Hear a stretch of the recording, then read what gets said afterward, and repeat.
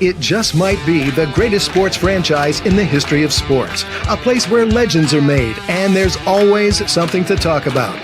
Get ready to immerse yourself in pinstripes. Start spreading the news, hosted by Paul Semendinger and E.J. Fagan, a couple of doctors with a prescription for Yankee fever. And now, here's Dr. Paul Semendinger and Dr. E.J. Fagan. Get ready to start spreading the news. All right, my friends, and welcome to the Start Spreading the News Yankee Show. Sometimes that graphic stays in the way, and that's a little annoying. EJ is on his way, and this, of course, is the first game or the last podcast before the first game of the playoffs and the first podcast after the last game of the regular season. So Shane is saying hello. Hello, Shane. Let's talk Yankees baseball. As I say, EJ will be here in just a moment. But before EJ gets here, a reminder that this program is brought to you by Artemisia Publishing. You can find their fine selection of outstanding, many award-winning books at apbooks.net, a traditional but independent publisher. Nobody does it quite as well as Artemisia. And of course, Artemisia just does have numerous titles written by me, including the least among them, the highly motivational 365.2, the greatest novel ever written, Scattering the Ashes, and Roy White's wonderful autobiography, From Compton to the Bronx. So I'm going to share this with EJ. I have two Yankee hats in my possession. One of them is at the beach house. That's the one without the pinstripes. And one of them is this one with the pinstripes, which is not really a typical Yankee hat. And so I'm thinking, if the Yankees win the World Series, I think I'm going to buy myself a Yankees official World Series hat with the logo on the side or wherever it'll be, and bask in the glory of the Yankees being the world champions. So when EJ gets here, we're also going to talk about Aaron Judge. I believe he is the most valuable player in the American League, probably the most valuable player in the major leagues, and he should be elected the MVP after the postseason. If we have time, I'd also like to talk with EJ about the fact that, you know what, Brian Cashman's done a great job preparing the team for 2026. Not sure if we're going to have time for that. And we're also going to talk about a programming change that has to take place. You might have noticed in the introduction, the logo for the Dr. Sem Yankee Show also appearing. That was by design. So we're going to talk a little about that. So I'll begin here. I have been a critic of Aaron Boone for a long time. I did not think he was the best candidate to be the Yankee manager when the Yankees hired him. I do not think, or I did not think, he was doing a very good job as the Yankees manager. Every Yankee fan can point out all sorts of issues they've had with Aaron Boone. We can talk about his lack of game strategy, the fact that other managers seem to outmanage him. You can talk about the Yankees' poor fundamentals. You can talk about him blowing bubbles with bubble gum in the dugout. You can talk about his inane press conferences. There has been plenty to criticize about Aaron Boone over the last many years, except for one thing. Somehow, the Aaron Boone Yankees make it to the postseason virtually every year. He's been the manager for 8 years. The Yankees have reached the postseason 7 of those years. That's just absurd. And not absurd because it's so shocking. It's absurd because it's so absurdly good. And it took me a long time to come to this realization, but I've been saying this for probably over a month now. The Yankees went through a period where they were terrible for a long stretch of time, basically from the end of May 29th, through August 8th. That's a long time to be a terrible baseball team. And during that time, the Yankees were a terrible baseball team. They were playing at a pace that over a full season would win only 69 games. And this wasn't just for a week. This was for the months of June and July, plus with a few days at the end of May and a few days at the beginning of August thrown in. That's like 2 months and a little more than a week that the Yankees were terrible. And there was a lot to complain about. But somehow, and even though this seems to happen every year, though I think the swoon was worse this year than ever before, where the Yankees go through these periods where they're absolutely terrible, somehow they got out of it. Somehow they started winning. And then once they started winning, they won at a rate better than any other team in the major leagues for the last 6 or so weeks of the season. They were unstoppable. They were amazing. And when teams lose, and they lose consistently, that often breeds dissension. It often breeds all sorts of problems. Players bicker, management and players bicker, people complain about playing time. The team becomes chaotic because of the losing. And yet, somehow,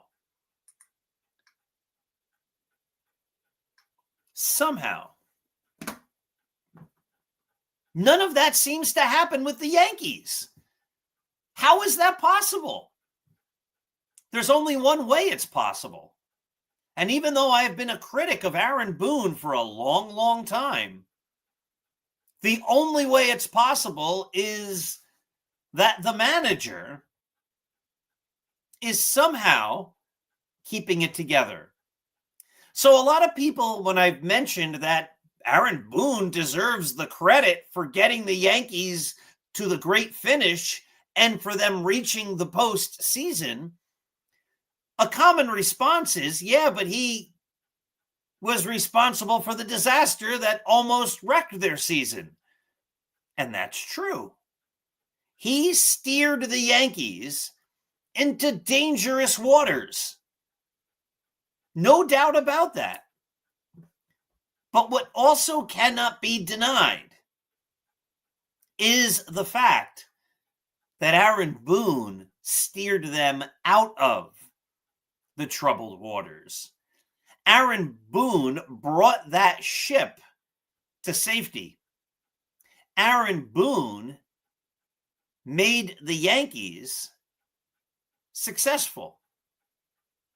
The manager has to get the credit. There is something going on with the players.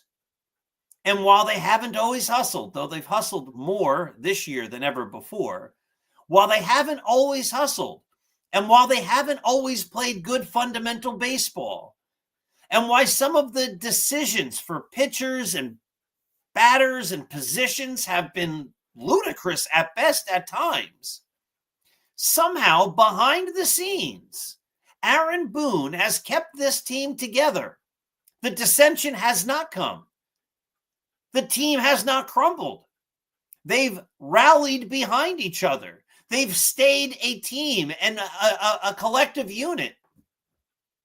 And they won. So I'm not the biggest Aaron Boone fan, but I had to come to the realization. I have to come to the realization that he's done a good job. And the same is true for Brian Cashman. EJ is here. I'll get to EJ in 1 second. I want to get my Brian Cashman thought out before I bring EJ up.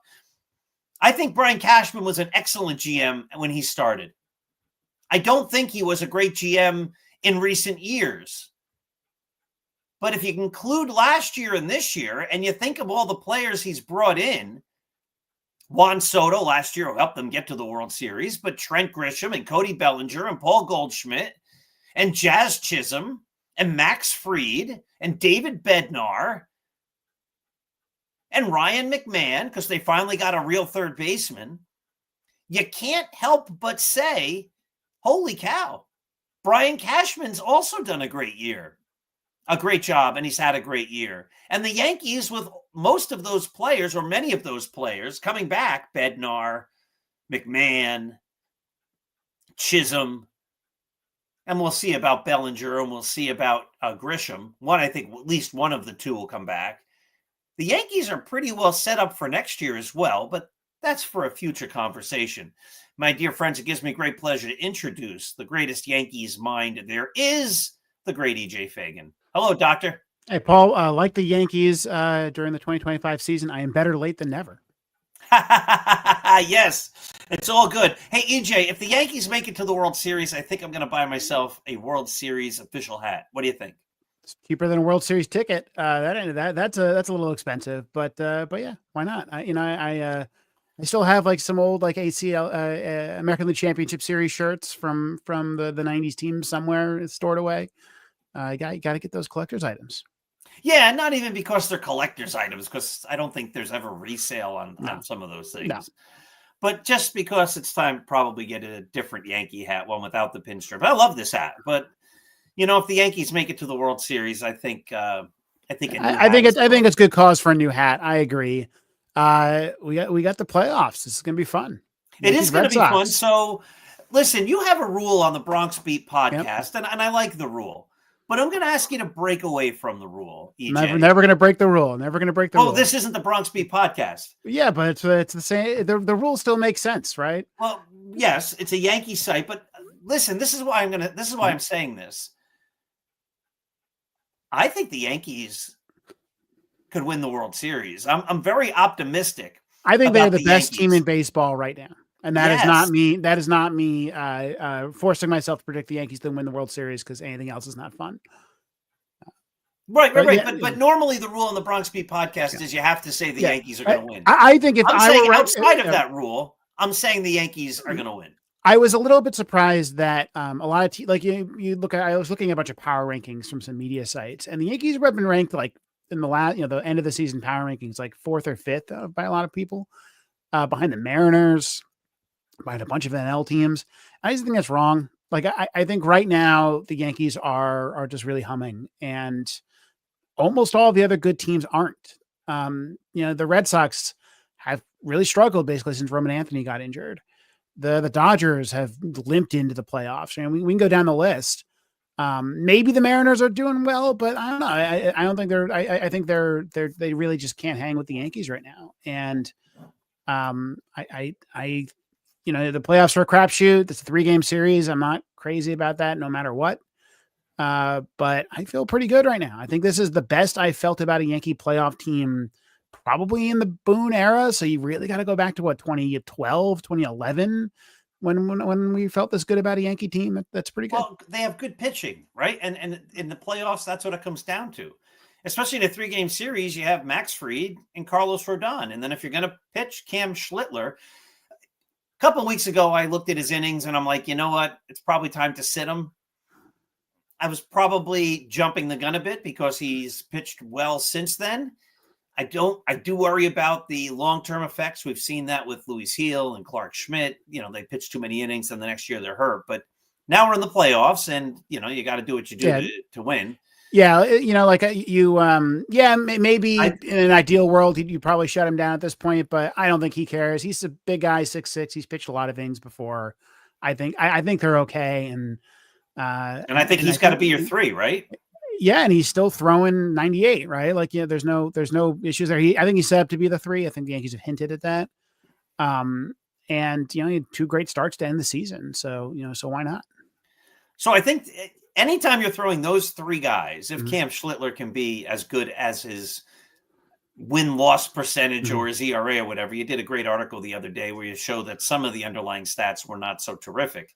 But if he can be the dominant pitcher he's been at times, the Yankees' top 3 pitchers, boy, that gives you confidence going into any series. Yeah, I agree. Yeah, I think, I think Game 3 of the wild card who the starter is doesn't really matter because in practice it's an all hands on deck game, right? Your starter, even if they're playing well, isn't going to pitch that deep. I don't think if you go that far, if you get to Game 3. But throughout the playoffs, if the Yankees are going to make a deep playoff run, they're going to need starts from Schlittler and they're going to need a few starts from Warner Heel. 3 really young pitchers at the back of your rotation. It's I'm not going to say I feel really confident about any of those 3, but I don't think any teams feel all that confident right now about the back of their rotation. So, they're in pretty good shape right now. I think the offense is the reason why I think this team is the best team in baseball. I think they just have by far the best collection of position players in the game. Even if you look at the Red Sox, they got no player better than 4 wins. Roman Anthony was on a 6-win pace, but he's not in this series. He's hurt. The Mariners have, Julio Rodriguez and Cal Raleigh. They can kind of hang with the Yankees, top 2, but then you fall after that. And for the Yankees, you get to their 4th, 5th, 6th best player. And it's like Jazz Chisholm or Giancarlo Stanton as you get that far down the depth chart. I also just think that Aaron Judge is locked in right now. He had 1 day off, normal off day, and then keeps on playing. And right now, it feels like Aaron Judge is hitting as well as he's ever had since he got back from injury. He's hitting 400. He's slugging almost 900. When Aaron Judge gets on a hot streak, he can go for another month and still hit 400 for another month. He did it. Right. This is a guy who was hitting 400, almost into June this year. I forget when that fall off happened. I think a really big playoff from Judge, it's going to be huge. And unlike last year, you're not just counting on 2 or 3 guys. You got a full roster. Yeah. It feels, for many of the years in the postseason, it felt like the Yankees made it almost by default. And you went into the series as saying, well, they're not the better team. They made it. They're better in May. They were the better team in May. They're not the better team in September. Yeah. And I go into each of those series expecting them to lose. For the first time, probably since the dynasty, they're going into these series, well, at least the first one, and I expect them to win. And I'm confident. It's not just fanboy going, oh, I think the Yankees are going to win because I'm a Yankee fan. No, I think the Yankees are going to win because they're the better team. I mean, I think there's some early Boone era teams that were pretty good. Like I think the 19 Yankees, the 17 Yankees, you felt pretty confident, and then you get really disappointed when they don't win. But they also didn't have the pitching.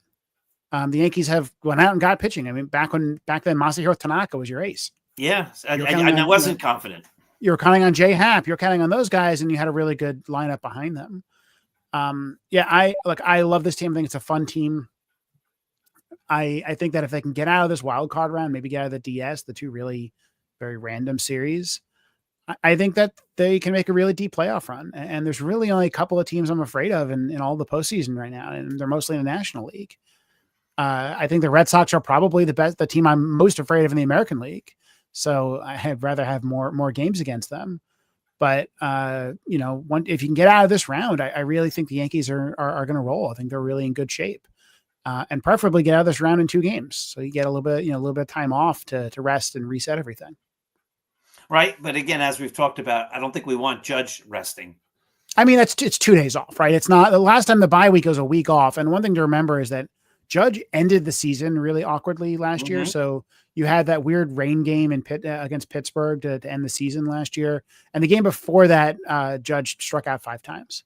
So he something weird is going on, strikes out 5 times, misses the game for rain, misses a week for the bye, and then was never really able to get his timing down. And, now he gets maybe 2 days off. Right. And I suspect he can keep his timing through that. And also just, you don't want to go up against a fully rested Blue Jays rotation with Luis Gil as your game 1 starter, right? Like you would prefer to have a rotation you can set up a little bit better. I think that's getting ahead of ourselves. I'll take a win no matter how the win comes. I'm afraid of Garrett Crochet. Even though I think Max Fried is playing really well, September was his best month.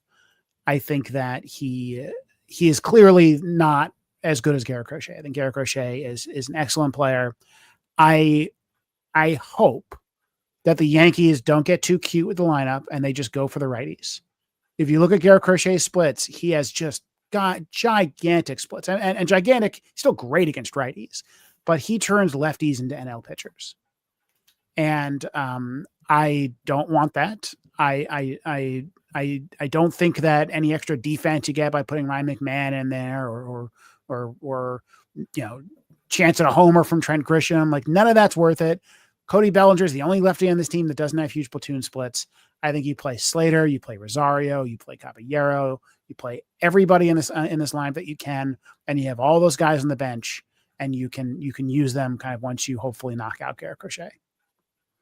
All right, I'm going to disagree with you a bit. Slater's had how many at-bats as a Yankee? That's a good question. Not that many. What, 12? Let's take a look. He was injured, and then they really haven't seen a lot of lefties lately. 25 plate appearances as a lefty. He has 3 hits. Not great as a Yankee. Yeah, I'm not playing him. Okay. I'm okay with that. I'm okay. Slater's clearly cold. I'm okay with that. Maybe, he's a pinch hit weapon at some point. He also doesn't have the splits that, let's say, like Rosario does. Rosario has, I think, hit really well as a Yankee, and I think has an 800 OPS this season against lefties. I mean, he's just legitimately really good against lefties. So you play Rosario at third? I think I play Rosario. Well, now if Slater's not in the outfield, I could play Rosario in the outfield. I think the question is, do you play Jazz at second?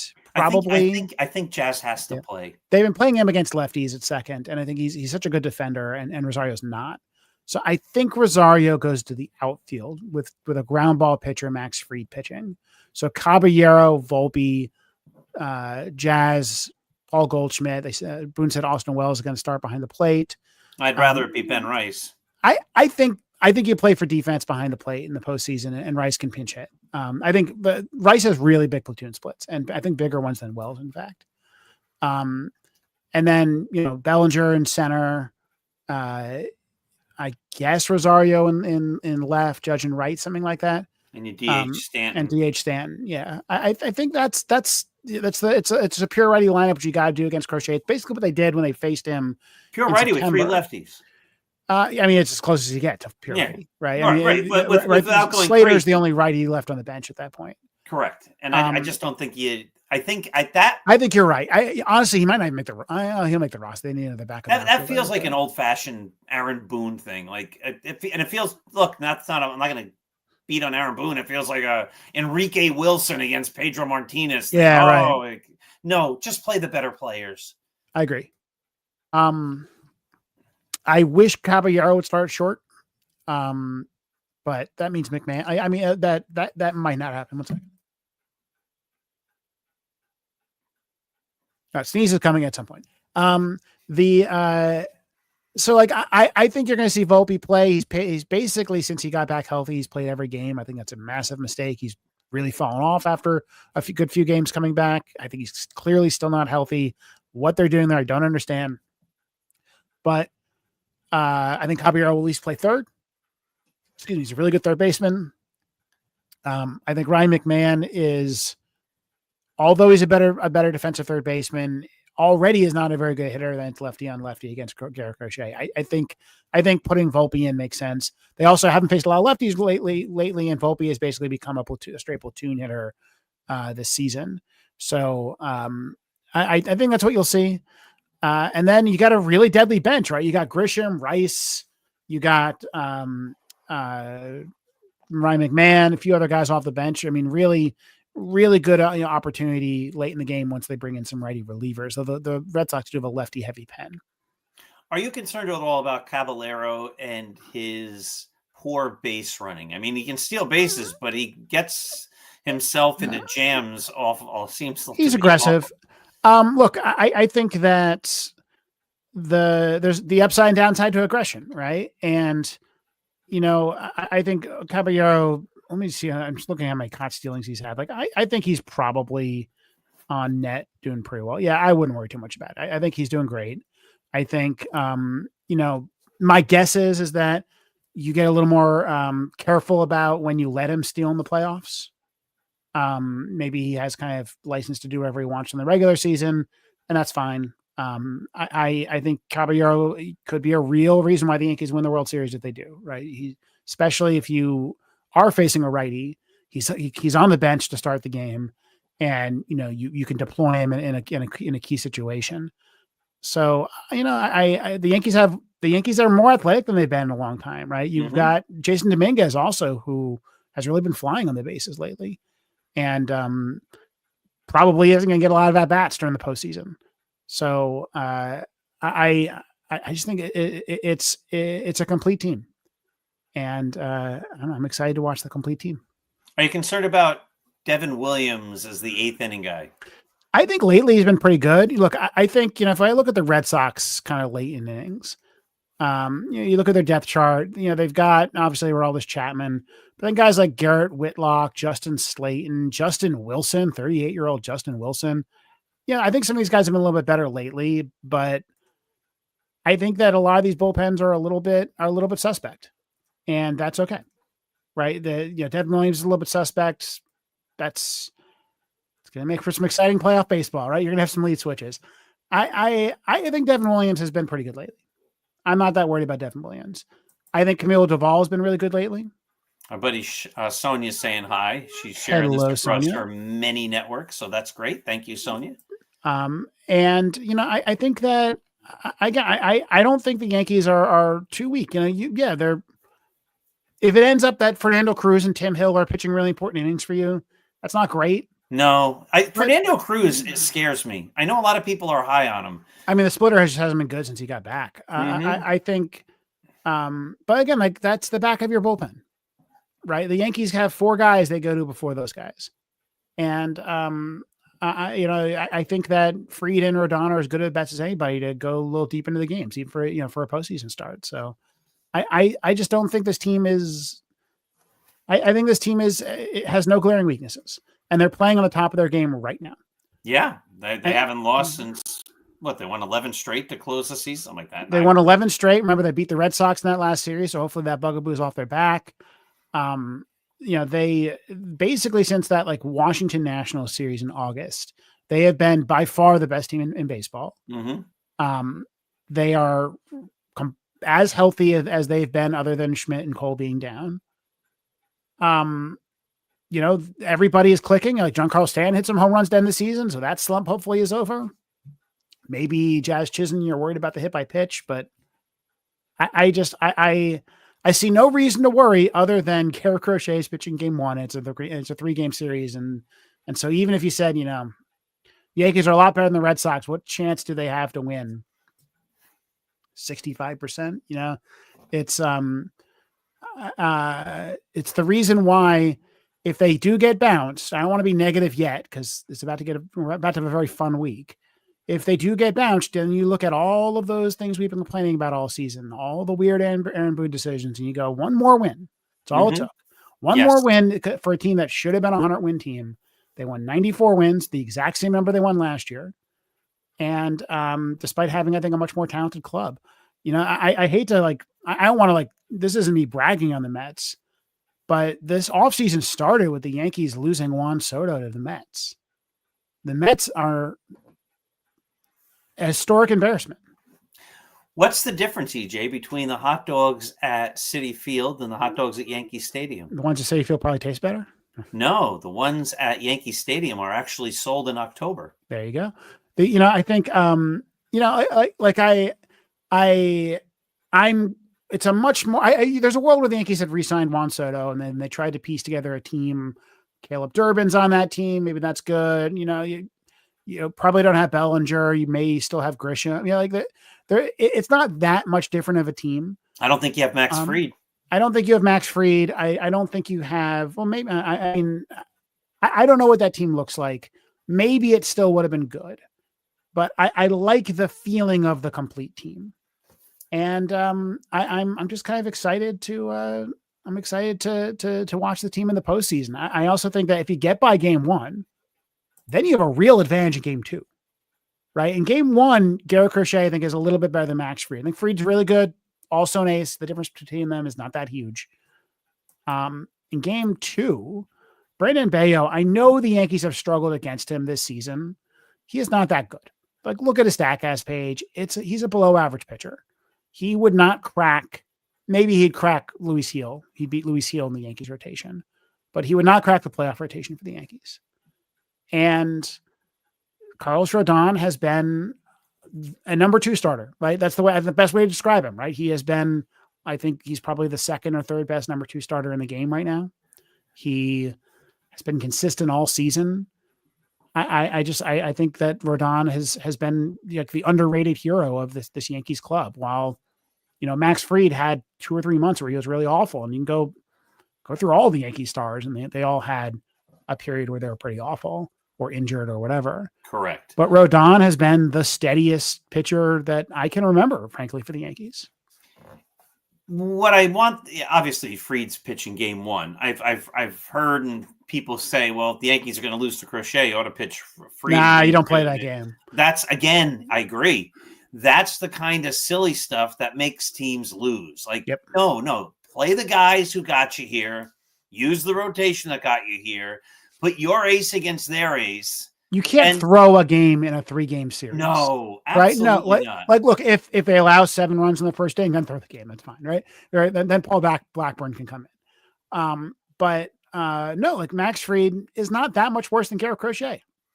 Garrett Crochet allowed 2.7 runs every 9 innings, and Max Fried allowed 3 runs every 9 innings. Like this is on a day-to-day basis is not that different. The Yankees have beat up on Crochet. I think it is one of those fascinating things is when teams play each other so much. The Yankees have played Crochet 4 times. That sometimes that comes back to bite you.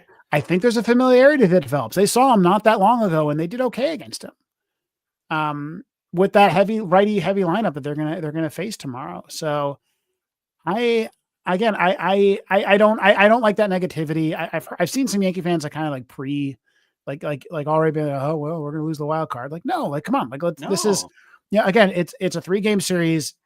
We know what can happen in baseball in a 3-game series. The Rockies could beat the Yankees in a 3-game series. Anybody. That's how the game works. That's how the game works. But again, and I've said this and people have misunderstood me for years. If the Yankees seem to be the favorites or are the favorites going into a series or going into the postseason, if they lose, that happens. If they lose for good reason. Yes, exactly. Right? I'm not like if Aaron Boone does crazy things. Right. Then if we do another Nestor Cortez against Freddie Freeman, right? No, then it's like you lost for bad reason. But if the Yankees just get beat, yes, like there's nothing you can do about it, right? That's just baseball. Correct. And for the first time in a long time, I don't feel like the Yankees are just appearing in the postseason. I mean, last year they went to the World Series, but they beat up on the Royals and the Guardians. I mean, it wasn't like they had to go through a gauntlet. They went through, I don't know, a pretty easy path to the World Series. But for the first time in a long time, I feel like the Yankees are a good team going into the postseason, or the best team going into the postseason. And if they lose just because they're beat, because Garrett Crochet goes out and he throws a 3-hitter, and then the other guy, Bello, just, the Yankees just don't win, but they play good fundamental baseball. And you also might still, if they win, they might still get that soft underbelly that they get to face off against. Like, I really think the Blue Jays are a paper tiger. I'm not that worried about that team. And then maybe you get like the Guardians again in the championship series. And the Guardians have scored like no runs this year. So like I and I won 83 games, right? Like it was an amazing end of the season. I think watching Detroit give up their division, watching the Astros get booted late, watching the Guardians just come hard and take it is dramatic and awesome and fun. But then you go like, oh, but this is still like basically a 500 team. Mm-hmm. Like they're all bad. All those teams were just awful this season. They all choked. In a couple of weeks, we should be talking World Series. I mean, let's hope. Let's hope that we do. I think I'm oddly not as stressed about the 3-game series as I am about like a division series, just because I just kind of accept that, something could happen, right? Like it is, I'm going to root for them. I'm in the game. I'm sure I'm going to be a little bit stressed, but like, I've accepted that it's a coin flip. Maybe they win, maybe they lose. If they win, they get to go on to a long playoff run. If they lose, we get to dissect everything that happened this season, why they got put in that spot, take a couple of weeks off of baseball, and then do the off season. Mm-hmm. I hear you. Speaking of taking a couple of weeks off, EJ. Yeah, you got a job now, don't you? Yeah, so we're going to make a programming change here on the Start Spreading the News program. I'm going back into the world of education. I'm going to be a principal again. Just through Christmas. So school district needed an interim. They go to the bullpen to one of the greatest retired principals in the history of principals. And so they called me and they reached out. And so I'm going to take that job. But I also teach 2 college classes. One of them is on Monday nights. And so if I'm getting at my school, I don't know, if I'm leaving here at 7 or 7:15 and then I'm not getting home till 8 or 8:30, I just don't know how feasible it's going to be, at least in the beginning, to do a live 9 p.m. show after working 12 or 13 consecutive hours and driving between a school and a college and, all of the stuff that all of that entails. So EJ and I are there will be a show every single week at 9, but sometimes it'll just be me. And sometimes it'll be EJ and I where we pre-record it. And maybe every now and again, well, I have to see how this goes. But I just said to EJ, like in the beginning, I'd rather go into this with low expectations and realize that, we can make this work than to say, or to try to promise that we're going to keep doing this thing live through the next couple of weeks. So at least for the next couple of weeks, it'll be a program, but it'll also be the Dr. Sem Yankee show, which airs at 7 a.m. on Saturdays. I'm going to use the same show for both spots to take some of the load off. Yeah, I think our format is not great for covering the playoffs because we're always the same time every week, right? I mean, the Bronx Beat podcast, we're going to record according to the cadence of the playoffs, which is great. And so if you're looking for that, look it up on iTunes. It's going to be great. Once the off season gets a little bit closer, then our weekly recordings may just make a lot more sense. And so, Paul's going to be watching the playoffs. I'm going to be watching the playoffs. They're the 6:00 game tomorrow. So I'm going to be driving home in traffic for the first few innings, but, I'm excited and I'll write about it on the blog. I'm sure the Start Spreading the News blog will write about it. And we have a ton of articles. We have a ton of things to talk about. No shortage of content about the baseball playoffs this year. That's correct. It's just that we may not be live. We're not going to be live next Monday. We're not going to be live the Monday after. We're probably not going to be live the Monday after, but there will be content and we'll be talking about it. And we might pre-record on Thursday if the Yankees get swept or whatever. Yep. Maybe you and I do a recording and it just airs Saturday morning and then it airs again in this slot on Monday night.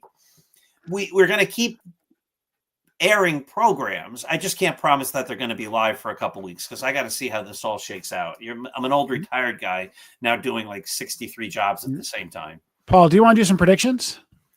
All right. Pain. So, that's from Rocky 3. Who do you think will be the MVP of the wild card series? You look at these things, you can do it one of two ways. You can pick the crazy thought, the obscure thing, or you can pick the guy who should be the MVP. Yeah, I'm going Aaron Judge. Yeah, so I'm going Right? to take a step back, right? Yeah. And I'm going to say I don't really. You and I have talked about clutch and guys stepping up and all that, and I don't necessarily buy all that.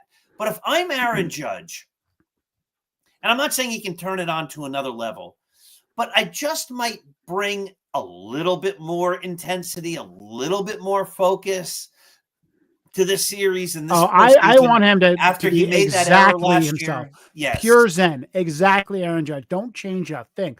Do you know what? Aaron, so like, so Aaron he's Judge, the MVP. He's going to be the MVP of the playoffs, the division series, the ALCS, the World Series, and the league. Aaron Judge is the best player in the world. Would you like to guess his batting line against left-handed pitching? Sure. I think we did of this a whom couple Garrett of weeks Crochet, ago. of whom Garrett Crochet is one. He hit 331 for the season. Yep. It's got to be higher than that. So I'm going to say against lefties, I'm going to say this isn't perfect math, but if we take 20 points off, make him take 30 points off, make him a 301 hitter against righties, then I'll give him 30 points. So I'll say he hit 361 against lefties. 341 batting average, 491 on base percentage, 789 slug, 1.279 OPS. I think that Garrett Crochet thinks he's a great pitcher, and that Garrett Crochet says, I'm as good as Aaron Judge. I will challenge Aaron Judge. Right? I'm not going to walk him. I'm not going to pitch around him. I'm going to go right after him and say, I got better stuff than anybody see if you can hit it. And Aaron Judge is going to take him yard. Like that is, I think, I think that the superpower of Aaron Judge is that good pitchers think they can beat him, and they can't. And so I think Aaron Judge is going to take Garrett Crochet deep twice. That's my prediction for tomorrow. 2 home runs against Garrett Crochet. That's Aaron Judge. All right, does Stanton homer? I don't know. Look, he finished the season great, so he's back to being locked in after being in an extended slump. I'm actually curious I've not looked at Stanton's splits against lefties yet. Well, you're going to right now. Let's do that right now. Let's take a look at Stanton, how Stanton is against left-handed pitching, because he has had seasons where he's had the big split. He's had seasons where he's had not much of a split at all. He has actually very even platoon splits this season. 277 average, 397 on base against lefties. So he's taking his walks against lefties. 554 slug, a little bit lower on base, a little bit higher slug against righties. So, not a huge platoon splits, but also Garrett Crochet thinks he's all that, right? Garrett Crochet thinks that he can beat the best guys in the world. Giancarlo Stanton is the master of hitting the hanging slider in the playoffs. So maybe, I'm picking Aaron Judge for my season. I think the question is who beats up on Brandon Bello. And I think Ben Rice is pretty hot right now. Yeah, that's why I'd love to find a way to get Rice in the lineup tomorrow. I think I understand. I think Wells is a significantly better catcher, and so I get it. I think that makes sense. I also worry about the running game against Rice. I think Rice really is not that great at controlling the running game. And off the bench, you could see him going up against former fellow Yankee farmhand Garrett Whitlock and in a late inning kind of pinch hitting role. I think Paul Goldschmidt should never, ever, ever see a right-handed pitcher. So eventually you're going to have to pinch hit for him with Ben Rice. But I think Ben Rice starts at first base tomorrow in game 2. And Brandon Bello is like a little sinker ball that has flummoxed the Yankees for whatever reason this season. It's not going to work. And I think Ben Rice is going to take him yard because Ben Rice is taking everybody yard these days. Yes. And we had a triple against the Orioles. Remember that too? That was pretty cool. Yes. Yeah. Nice 2-game sweep would be nice. Yep. A nice 8-run first inning tomorrow would be nice. Take the pressure off. Just get to watch the Yankees win. That's what I'd be looking forward to. Yeah. Yes. I don't absolutely. want stress. I don't want stress. I think the war of attrition is real in the playoffs. And so you do want to not kind of burn too much early on. One thing I worry about is the Yankees going 3 games and winning, but then having to use all their relievers in all 3 games or something like that. And then they take one day off and then you got to go burn them again. We saw that against, I think it was the Astros 2019, probably 2018, one of those years where by the time they got to the championship series, their bullpen was just gassed. It was just gone. And so you got to worry about that a little bit. I think unlike those teams, the Yankees have much better starting pitching. And they also have a lot of long relief if they end up with a blowout, right? You're going to be carrying Yarbrough, you're going to be carrying Blackburn, and maybe Will Warren all in the same roster. So if you do have a situation where in one of the first two games you either have a big lead or a big deficit, I think the Yankees can rest the bullpen and really do have just a lot of arms out there. Again, this is a really deep, healthy team right now in a way that I just can never remember. I mean, imagine if you had Garrett Cole on this team, right? Or Clark Schmidt. It would be beautiful. All right, EJ. Yeah, I think the Yankees are set up for next year, pretty much. But I started season to talk about that. Given that we had a day without baseball, which I hate, I did start to sketch out the offseason a little bit.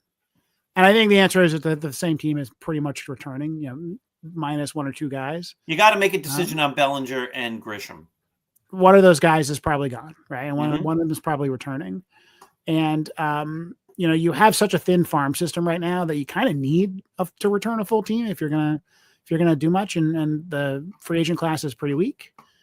And so, this is their chance. But even if, let's say this team gets eliminated in the division series or the championship series or something like that, I think you're going to return the same really talented group of players next year with Garrett Cole, with maybe Clark Schmidt, with, maybe you can tweak the team a little bit. Maybe you get a healthy Wells and Volpe, right, who both have been injured all season. So it's a core group. And I hate to write narratives before they write, but if I'm a fan of the Phillies or the Dodgers, or in some cases the Padres, this might be my last hurrah. Those teams are getting old. And the Yankees aren't. The Yankees really have. Brian Cashman has done a great job these last 2 years building the team back. I mean, a year ago, we're saying the window's closing. Stanton's done. Judge can't possibly be this good every year. Garrett Cole is getting to be middle-aged. He's not going to be this effective, and there's nothing on the horizon. And and then Judge, Cole has aged like an old guy, right? I mean, he was injured for that one season with his elbow, and then he had Tommy John surgery.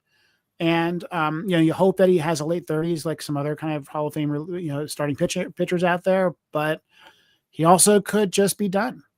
And I think Aaron Judge continuing the like degree of excellence that is unmatched by anybody in the world it's something else. I hope he wins the MVP, and not just because, I'm rooting for him as a fan.